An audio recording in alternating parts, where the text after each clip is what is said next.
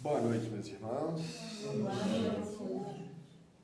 Trazemos um abraço da Casa Espírita, Manuel Francisco da Luz. Desejando que a nossa conversa seja a mais agradável possível, esclarecedora, consoladora. Deste livro, E o Verbo se fez parábolas, de Haroldo Dutra Dias, onde eu trago a mensagem, a parábola do filho pródigo. Eu vou começar a fazer a leitura da parábola, para a gente depois então conversar sobre ela. E a parábola começa assim. Um homem tinha 2 filhos.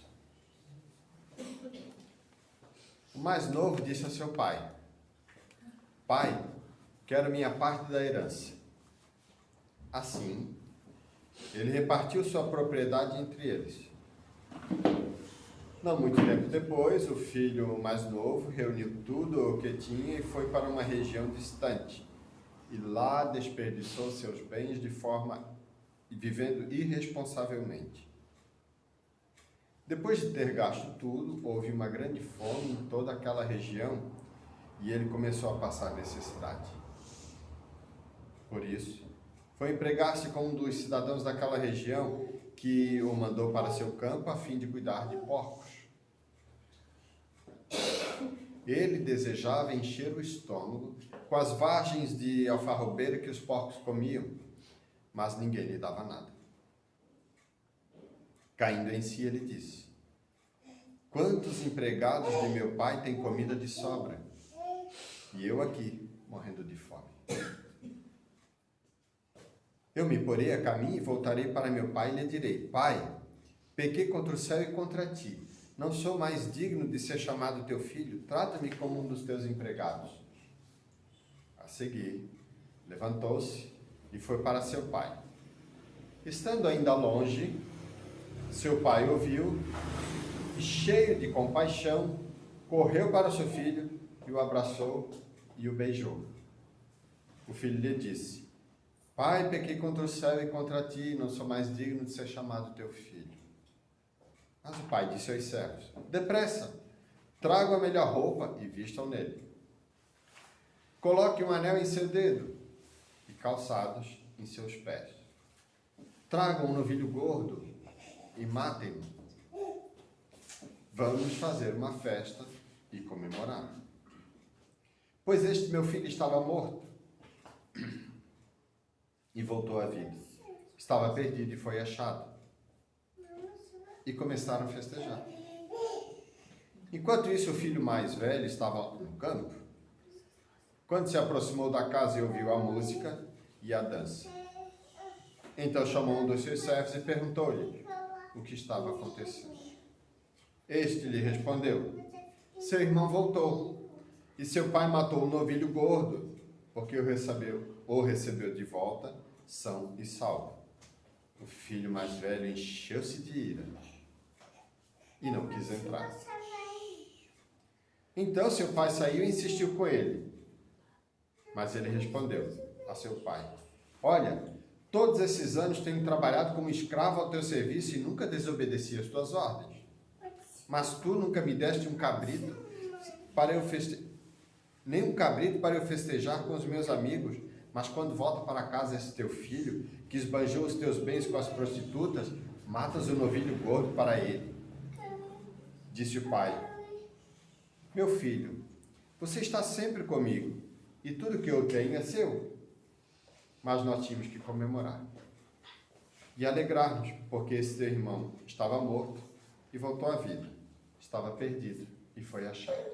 Quem quiser pesquisar, essa passagem está em Lucas, capítulo 15, do versículo 11 ao 32.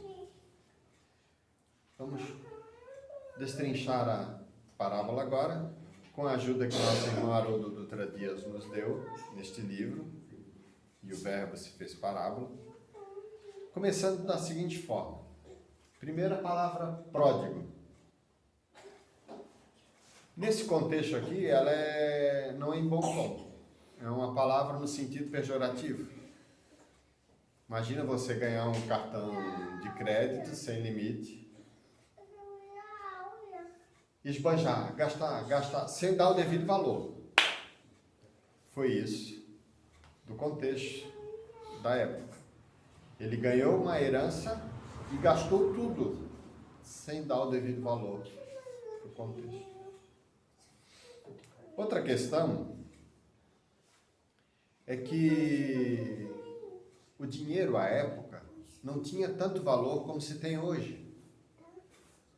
Então, a identidade das pessoas, das comunidades, elas se voltavam muito mais para suas famílias em si, para a propriedade, para as terras, para a plantação, para os animais, para as cabras, ovelhas, gado, enfim. Essa era a principal riqueza. Tanto que, se a gente abrir um parênteses aqui, Judas, quando tentou negociar Jesus com os fariseus para entregar a informação onde estava Jesus, para que ele servisse, na visão de Judas, como um líder para criar uma rebelião contra o Império Romano e libertar o povo judeu, Judas achava que Jesus ia ser esse que ia levantar, dirigir o povo. E ele então negociou essa informação a troca de 30 moedas. Na visão dele, que se caso desse errado, ele ia pagar por Jesus de volta. Porém, como não deu do jeito que ele queria, foi inclusive interpretado a título de traição, quando ele se deu conta, ele tentou renegociar o Cristo de novo e os fariseus disseram para ele: fique com as tuas moedas. Não nos interessa mais, já temos o que queremos. Não tinha mais o devido valor. Quando, na lei da oferta e procura, né, eles queriam de uma forma e na volta não tinha mais o mesmo valor. E aconteceu então que ele se arrependeu e se matou. Voltando para o contexto, as pessoas na comunidade, à época, em Nazaré, dizem os estudiosos, segundo Haroldo, que no máximo Nazaré tinha assim 100 famílias, no máximo. Então eram comunidades de deserto, onde as dificuldades eram imensas, que eles tinham que se juntar para que em grupo pudesse ter mais chance de sobrevivência, porque não era fácil lidar com um clima de deserto para plantio e colheita. Tinha épocas de estiagem muito extensas, de anos, que as pessoas passavam fome, dificuldade, os animais morriam, as plantações secavam. Então as pessoas se identificavam muito ali com a posse que tinham em relação às terras, ao gado, e a hierarquia se identificava principalmente pelo pai, o filho mais velho e assim por diante. As mulheres não tinham vez, os servos sequer tinham chance de ser considerados, muitas vezes, abaixo da condição dos animais. Então, os animais, a identidade com a propriedade era muito maior do que com os próprios escravos, com os servos. E aí, quando Jesus começa a conversar com a comunidade, quem era o público que estava ali presente?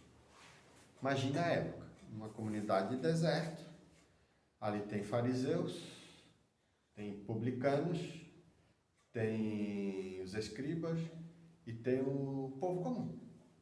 Foi para esse grupo que Jesus deu o endereço da parábola. Deu um recado para eles.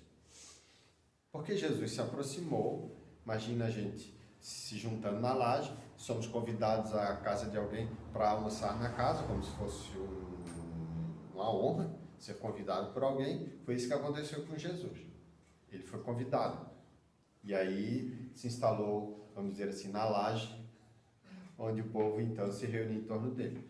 Uns olharam, como é que ele vai se juntar, almoçar com pessoas de má vida, com pessoas impuras? Ele, quando percebeu esse murmurinho, ele deu essa parábola. Os publicanos eram aqueles que tinham as honrarias romanas, eram os fiscais da época, que junto com os soldados entravam nas casas da comunidade e interditavam tudo quando fosse preciso, caso eles não pagassem os impostos. Caso não pagassem uma parte da produção, ao ponto de muitas vezes ele não pagando, a própria família viraria posse do império, virariam escravos, caso não se comportasse. Então os publicanos eram odiados, porque eles muitas vezes se utilizavam do poder também para corrupção, para atender os seus instintos, suas tendências. Parece que não mudou muita coisa hoje. Hoje, além dos publicanos, havia os fariseus que se achavam os donos das honrarias, das titularidades, da escrita, do saber, das escrituras antigas de Moisés, se achavam exclusivos representantes de Deus. Outros eram os escribas, que eram os que registravam, tinham acesso também às escrituras e também se achavam portadores de uma sabedoria a mais. E há pessoas comuns, os ditos pecadores, os impuros, o povão. Foi esses 4 que Jesus deu endereço. Quando o filho, na parábola, pede para o pai, pai, me dá parte da herança. O que eles esperariam, quem estava ouvindo, que o pai fizesse? Que ele se posicionasse com o filho, para que ele tomasse tento, para que ele tomasse juízo e voltasse a trabalhar, a fazer parte do contexto. Aquela vida campesina, vida de deserto, onde as pessoas trabalhavam e tinham a sua estrutura familiar. Vai trabalhar, meu filho. Para de pensar besteira. Era isso que eles estavam, em outras palavras, né? Pensando que Jesus iria dizer na postura do pai que foi questionado pelo filho. Pai, me dá a minha parte da herança. Em outras palavras, o filho, cansado daquele tédio da vida comum que estava, se achou no direito de pedir a parte dele e ir embora. O que o pai fez? Não criou nenhuma objeção. Pegou a parte que pertencia ao filho e deu. Isso já criou um constrangimento para os que estavam vindo, porque um patriarca da época eram pessoas austeras, usavam suas túnicas, não tinham as suas infantilidades, eram pessoas que representavam uma certa autoridade. O pai simplesmente não criou nenhum obstáculo e deu a herança para o filho. O filho então reuniu tudo que tinha e foi embora rápido. Por quê? Ele criou uma ruptura com a comunidade. Porque se eles tinham uma identidade com a propriedade, ele então deu conta de vender rápido a parte dele, para que outros então viessem e assumissem aquele espaço ali o quanto antes que ele fosse linchado. Porque, em outras palavras, ele disse para o pai, não me importa mais de ti, se tu está vivo, se tu está morto, me dá a minha parte. Eu quero ir embora. Se tu vai morrer, se tu vai viver, eu não estou nem aí para ti. Foi isso que o filho disse para o pai. Então ele foi. Ele não disse, Jesus aqui, de que forma ele gastou. Ele só disse que gastou de forma irresponsável. Jesus deu a liberdade de cada um pensar o que quisesse em relação a esse filho mais novo. Não tem aquele ditado, abrindo um parênteses? Quando Pedro fala de Paulo, eu entendo muito mais de Pedro que de Paulo. A gente mede os outros com a nossa régua. Os outros, quando falam de nós, eles estão falando daquele, vamos dizer assim, gênio que está na cabeça dos outros. Então, eles nos medem, a gente mede os outros, cada um com a sua régua. Então, Jesus só deu liberdade para eles pensar o que quisessem. Jesus era um educador ali no momento. Queria deixar registrado na mente de cada um que estivesse ouvindo aquela informação para a vida toda. E assim ele deixou a mensagem. Foi e viveu de forma irresponsável. Lá passou uma grande necessidade, porque por seca morreram animais, as pessoas passavam fome, Ele então foi trabalhar com um cidadão da região que ele encaminhou para cuidar de porcos. Jesus quis dizer para ele o seguinte, que ele chegou ao fundo do poço. Cuidar de porcos era imundo, assim, era o pior trabalho que pudesse representar para uma pessoa digna da época, que tinha uma certa hierarquia familiar, e de repente se rebaixou aquela situação. Comer porco era impuro. Porco era representatividade de, sabe, de coisa imunda. Só que eu fiquei agora curioso porque eles cuidavam ainda assim de porcos, né? Mas Jesus disse para eles, nessa simbologia, que ele chegou ao fundo do poço. Aí começam os problemas dele. Eu vou abrir outro parênteses aqui. Eu só vou dar valor para a saúde depois que eu fico doente. Só vou dar valor para a paz depois que eu passo pelas sequelas da guerra. Só dou valor para a amizade depois que eu vivo na solidão.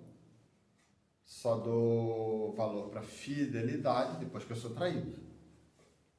O aprendizado é assim, é vivencial. Ninguém atinge os domínios da luz se não souber dominar as sombras interiores. Esse é o aprendizado nosso. Nós estagiamos por todas as vicissitudes que a Terra possa oferecer na nossa caminhada evolutiva. Quando ele passa, então, necessidade, ele começa a perceber que ele não tinha problema. Que ele era feliz e não sabia.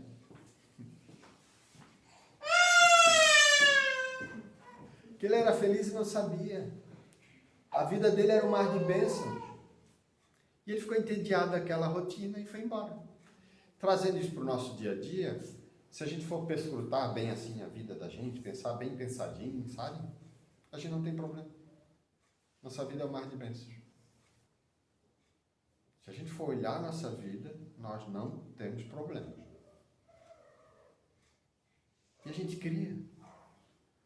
Foi o que aconteceu com ele. Ficou entediado.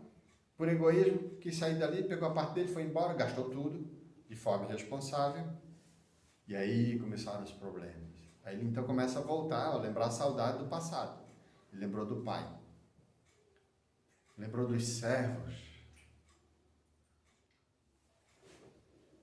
Que tinham mais do que ele.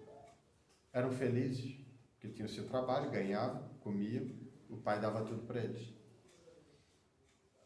Ele então começa a pensar, eu vou voltar. E vou dizer para o pai, que ele tinha 3 problemas agora para resolver.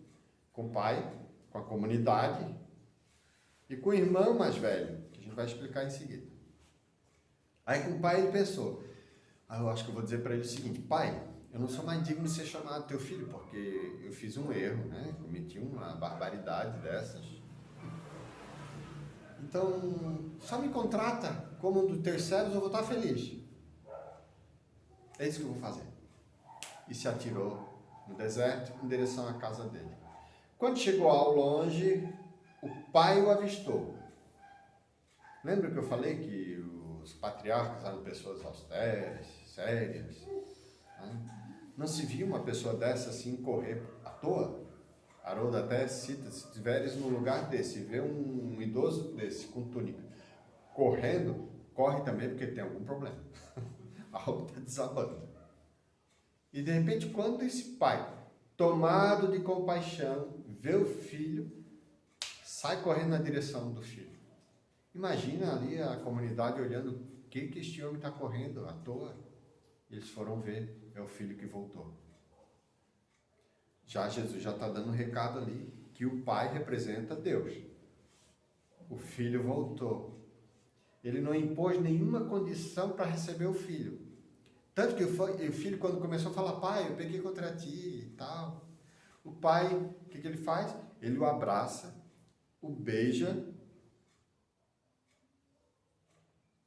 que isso aí tem simbologia. Para abraçar e beijar, lembra o beijo de Judas? Significa que não há nada entre os dois de problemas. Não há nada de haver um com o outro. Estão quites, se amam, se querem bem. O abraço e o beijo significava isso. Então o pai o acolheu, o abraçou, e o filho começou no discurso, pai, eu pequei contra o servo. O pai não quis nem ouvir o filho, só disse para os servos, depressa, Tragam a melhor roupa e vistam nele. Opa, simbologia. Só o pai, o filho mais velho, os filhos homens tinham direito à túnica. Servos não tinham direito à túnica. Traga o anel, põe em seu dedo. Ele voltou à condição de filho. Traga um calçado. Os escravos não podiam usar calçados. Só quem era da família. Ou seja, o pai disse bem claro para o filho: filho, não há nada entre nós. Tu és meu filho e pronto. Volta à tua condição de filho. Abrindo outro parênteses, não existe potestade nesse universo. Satanás, demônio, espírito ruim, magia, seja o que for, que seja capaz de te apartar de Deus. Essa mitologia da cultura humana, que criou fantasias diversas para tentar representatividade, um antagonismo a Deus, isso não existe no ensino dos espíritos. Só existe Deus, suprema inteligência, a criação, o Criador, e a criação, que são os espíritos, e a matéria. Tudo que a gente vê de manifestação inteligente no universo é originária de Deus e dos espíritos, nos seus mais diversos graus. Uns da maldade ainda, outros inferiores, outros mais evoluídos. Jesus na condição de espírito puro. O pai colocou ele na condição de volta. Tu és meu filho e pronto. E ele manda para os servos: depressa, matem o novilho gordo e vamos comemorar, vamos fazer uma festa. Para fazer uma festa, para matar um novilho gordo, uma vaca bem generosa daquelas, teria que ser para a comunidade inteira, porque não tinha geladeira na época. Então, se a gente for fazer aqui, no máximo, mata uma cabra, um frango, e dá para fazer para todo mundo. Para matar um boi, tinha que ser para a comunidade inteira. E foi assim que eles fizeram, começaram a fazer a festa. O que a simbologia está dizendo aqui? Que o pai ordena para que todos da comunidade o aceitem ele. Porque eles queriam linchar ele. Aqueles que estavam ouvindo Jesus falar isso, estavam indignados com o filho mais novo. Mas, para surpresa dele, Jesus estava dizendo que o pai o amou sem nenhum obstáculo. Por mais escuridão que você se encontre, o amor é capaz de chegar lá. Foi isso que o pai fez quando viu o filho ao longe. Ele se atirou na direção do filho sem pensar duas vezes, por amor. O filho, então, resolve o problema com o pai e com a comunidade. Fizeram a festa. Aí vem o outro filho, o mais velho, que se achava dono de tudo, que deveria ter se posicionado na época que o irmão mais novo disse que queria a parte e ele não falou nada, ficou quieto. Então a parábola, na verdade, é dos dois filhos, não só de um. Os dois têm problemas. O filho mais novo era egoísta, mas era corajoso, pediu a parte dele. O filho mais velho era orgulhoso, mas era covarde. E vamos entender por que ele era assim. Quando ele chega, que festa é essa? Pelo visto, tão cedo, na fala dele, segundo Jesus, não se via festa tão cedo naquele tempo. O que estão comemorando? Deve ser alguma coisa importante. Eu estava lá trabalhando, não me convidaram? Aí ele pergunta para um dos servos. E o servo informa: seu irmão voltou. Pronto, começou o problema. A função do filho mais velho era se posicionar diante das crises quando, por exemplo, algo estava afetando o pai com a comunidade ou com a família. Era o filho mais velho que tinha que ser o mediador. Ele que tinha as responsabilidades maiores quando o pai se ausentava. Tanto que na herança, na partilha da herança, o filho ficava geralmente com 2/3, caso fossem 2 filhos, e o filho mais novo com 1/3. O filho mais novo pegou 1/3 e os 2/3 ficou para ele. Caso então ele produzisse a mais, seria tudo dele. Não precisava mais dividir com o filho não fazia mais parte. O irmão não fazia mais parte da herança dele, do que era do pai. Mas ele estava lá, se achava o exclusivo, representava os fariseus, que se achavam diretos, né? Herdeiros de Deus. Bom, quando o pai percebeu que o filho mais velho ficou com ódio violento, com ira, ele não quis entrar. O que o pai fez? Ele foi lá também. O amor era igual para os dois. Ele saiu de casa e foi na direção do filho mais velho.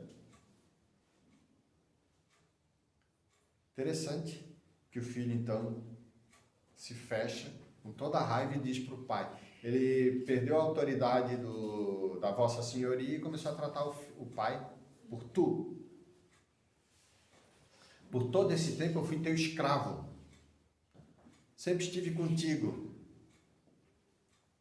Nunca te abandonei. Agora vem esse teu filho que gastou com as prostitutas. Opa, Jesus não tinha dito que ele tinha gastado com prostitutas. Ele mediu o irmão com os desejos dele. Era desejo dele gastar de forma irresponsável também, daquele jeito, o que o irmão fez, na visão dele. Ele se projetava daquele jeito. Aí ele vem, tu mata um novilho gordo para ele, para festejar.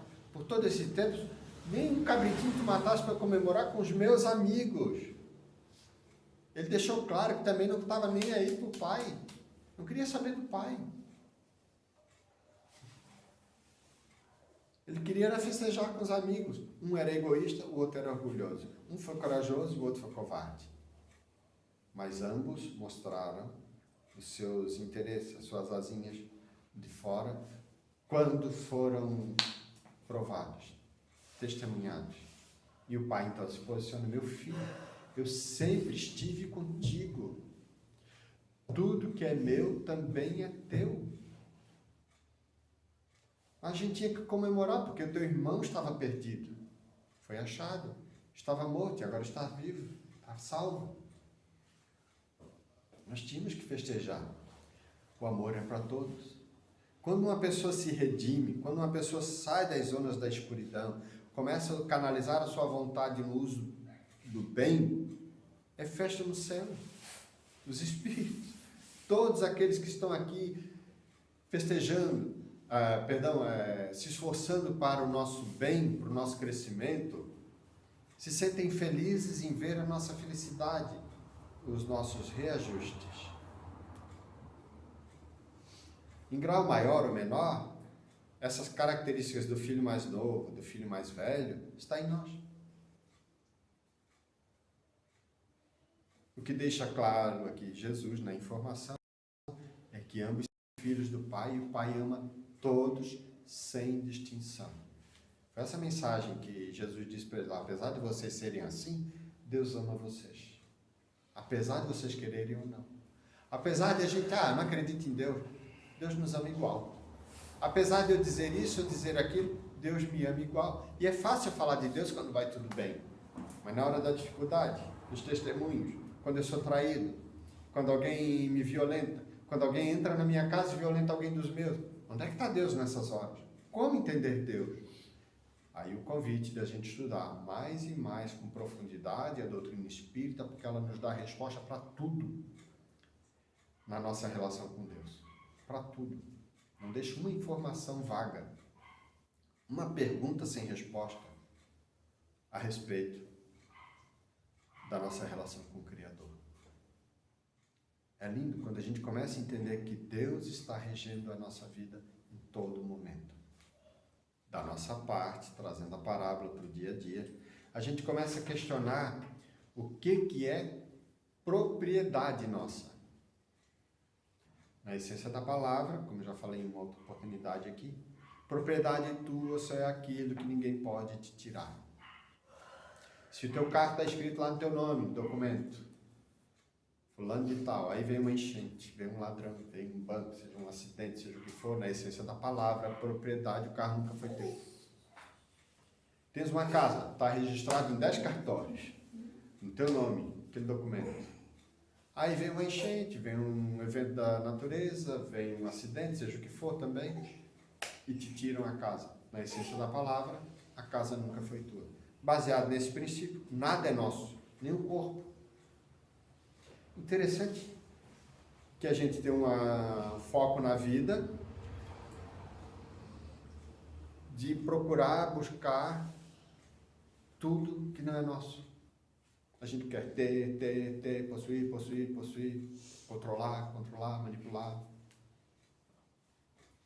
Isso tudo vai. Não fica nada pra gente quando a gente volta para o mundo espiritual. Eu, saio de um país e vou para outro. O que eu vou levar? Qual é a bagagem? Nada que é do país vai comigo. Vai ficar tudo. O que eu levo para o mundo espiritual? É isso que nós temos que focar nessa vida. Não falou Jesus? Não alimenta Deus os pássaros do céu? Não veste Deus os lírios do campo? Que nem Salomão, em toda a sua potestade, teve vestes tão lindas quanto a de um lírio. Que dirá nós que somos muito mais para Deus do que os animais e as plantas, na fala de Jesus. A questão é que quando a gente começa a focar nas efemeridades, a gente começa a inverter os conceitos de propriedade. Os irmãos não fazem ideia a quantidade de espíritos que se manifestam nas reuniões mediúnicas sofrendo horrores, porque, abre aspas, eu preparei tudo para os meus filhos, deixei toda essa herança para eles terem uma qualidade de vida boa, agora eu estou vendo eles se matarem, como se fossem inimigos. Eu criei monstros e não sabia. E nem sequer me reconhece, nem sequer lembra mais de mim. Fui um nada na vida deles. Fechando aspas. São informações como essa que a gente vê nas reuniões mediúnicas, fazendo a gente questionar o que a gente está fazendo aqui. Será que toda essa herança, toda essa riqueza, meu corpo eu vou levar para o mundo espiritual? Não. O que eu vou levar? Qual é a nossa verdadeira riqueza? Teu conhecimento, os dons, sabedoria, saber usar a vontade apesar das tentações para o bem. A vontade é uma alavanca que a gente tem, que Deus te deu. Eu não quero fazer nada. Tua vontade está dizendo para ficar parado. Hoje eu vou salvar o mundo. Vontade de salvar o mundo. Hoje eu vou limpar a casa. Hoje eu vou trabalhar. Não consigo me livrar de cigarro. Não subestima a capacidade de conseguir. Porque a vontade não quer. No momento. Se a gente ora que quiser, a vontade faz a gente querer. O corpo assimila essas informações, se a vontade for maior do que as predisposições orgânicas, a gente consegue. Vontade é um patrimônio que Deus te deu. Eu tenho vontade de me atirar no carro. Vontade de jogar do prédio. Deus não vai impedir. Não impede. Não impede. Um monte de gente consegue se atirar da ponte. O problema é que as consequências serão terríveis. E o Espiritismo nos mostra o que se passa depois de uma tentativa dessa de suicídio. As consequências que se dá para uma pessoa quando tira a própria vida. Fica anos e anos. Ela passa por situações tão horríveis dentro de si que ela passa a desejar outras coisas que não mais aquela. Toda vez que vir um pensamento de novo, lá no futuro, seja em próxima reencarnação, as defesas vão ser ativadas de novo para ela não agir mais daquele jeito. Porque nós fomos criados com um objetivo essencial, ser feliz. Esse é o nosso destino. E quais são os caminhos que o Espiritismo, baseado em Jesus, nos aponta? Através do amor, que tudo pode, que tudo transforma, que tudo cura, tudo renova, seja no olhar, nas mãos, nas palavras, em gestos, seja o que for. O amor transforma. Ele é um antídoto contra a ingratidão. Ele é um antídoto contra as traições. Ele é um antídoto contra as violências. Ele é um antídoto para tudo. É uma força tão poderosa, o amor, que é a propriedade que está em nós também, que Deus nos deu, a capacidade de amar, que nas sombras os espíritos fazem os seus cursos, as suas qualificações para treinar os seus participantes os processos de vampirização, de obsessão, de perseguição contra as manifestações do bem, e eles alertam, cuida com amor. Na visão deles, o amor deixa a pessoa fraca, covarde. Essa é a visão deles. Mas os mais entendidos, quando fazem esses treinamentos, sabem que o amor é imbatível. A pessoa, quando entra em contato com ele, cede as amarras, se desmancha as máscaras. Então, meus irmãos, quando a gente começar a experimentar, a seguir os ensinamentos de Jesus, pesquisar e aplicar esses ensinamentos, a gente não faz ideia o quanto que transforma a nossa vida.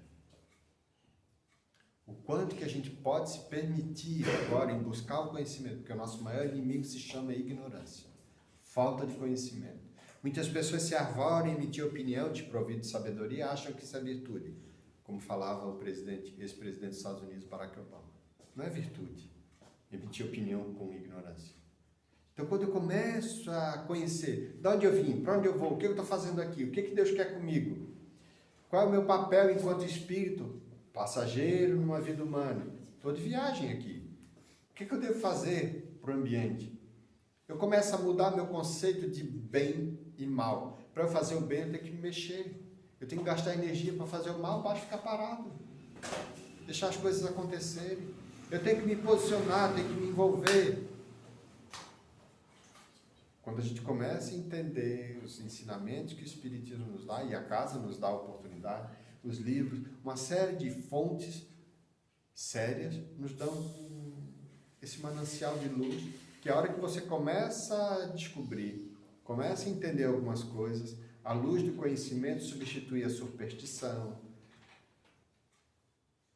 as imperfeições, os egoísmos, os sentimentos ruins ainda que nos mantêm nesse padrão. A gente quer ser feliz? Quer. Mas a hora que eu entender que o perdão é muito mais forte do que uma arma, porque se você acredita que com a arma você vai ameaçar afastar a ameaça da sua felicidade, você só vai atrair elas por elas. Quando você começa a se entender o efeito psicológico, energético do amor, de um perdão, por exemplo, tudo se transfigura ao seu redor, dentro de si, o teu corpo assimila outras energias, o teu cérebro começa a ativar regiões que estão aí inativas, só esperando o comando da vontade, e que muitas delas só são ativadas quando tu entra na frequência do amor, do louvor, da caridade, da oração, do desejo sincero, da meditação. Quando a gente começa a entender as vantagens que isso nos oferece, quando você vive verdadeiramente, a gente passa a ter o entendimento que nós somos herdeiros de Deus. E Deus é dono do infinito. Infinito dividido por nós dá infinito.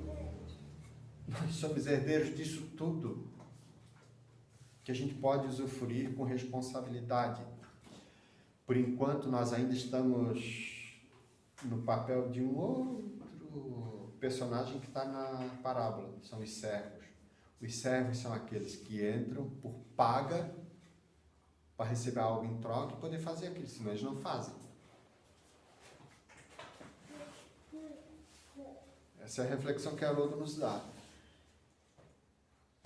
Eu falo em outras palavras, é fácil entrar dentro do centro espírita, muito fácil. Fazer obra, deixar tudo pronto. Agora a doutrina espírita entrar dentro de mim, esse que é o mais difícil, né? Para eu rasgar e tirar os dragões que estão dentro da gente, o orgulho, o egoísmo, essas tendências todas ainda frutos da ignorância, da nossa falta de conhecimento, que é o mais difícil. Nós ainda agimos na barganha, fazemos isso porque queremos algo. A hora que começarmos a exercitar e fazer pelo simples fato de sentir a felicidade do outro, a gente vai ver como vai mudar a nossa vida.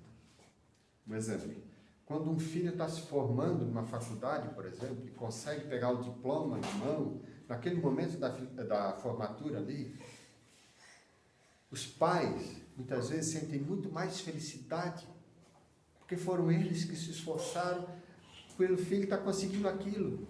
A alegria que a mãe sente quando vê o filho se formando é muito maior, às vezes, do que o próprio formando que está ali, às vezes nem valoriza a faculdade que teve. Mas o fato dela ter feito aquilo, o pai ter feito aquilo, abrindo mão de uma série de benesses, para estar ali se dedicando por amor, é o que transformou a vida deles. Que talvez não fosse aquilo, eles iam se prejudicar de outra forma. O amor, meus irmãos, tudo transforma. Que a gente possa desenvolver isso dentro de nós. Levar para aqueles que convivem conosco lá fora, porque é lá que nos espera de nós a doutrina espírita vivenciada, principalmente em nossos lares, mas principalmente em nossas consciências. Não quer que ninguém saiba? Não faça. Quer que Deus saiba? Transforme-se. Mude-se. Quer afastar o espírito obsessor? Transforme-se. Ame. Que eles não suportam a presença da luz. Ou eles vão ceder juntos. E vão se transformar também. Que Jesus nos conforte. Obrigado pelo convite, pelo carinho, acolhimento de todos vocês. Desejamos uma ótima noite e até uma próxima oportunidade. Obrigado, meus irmãos.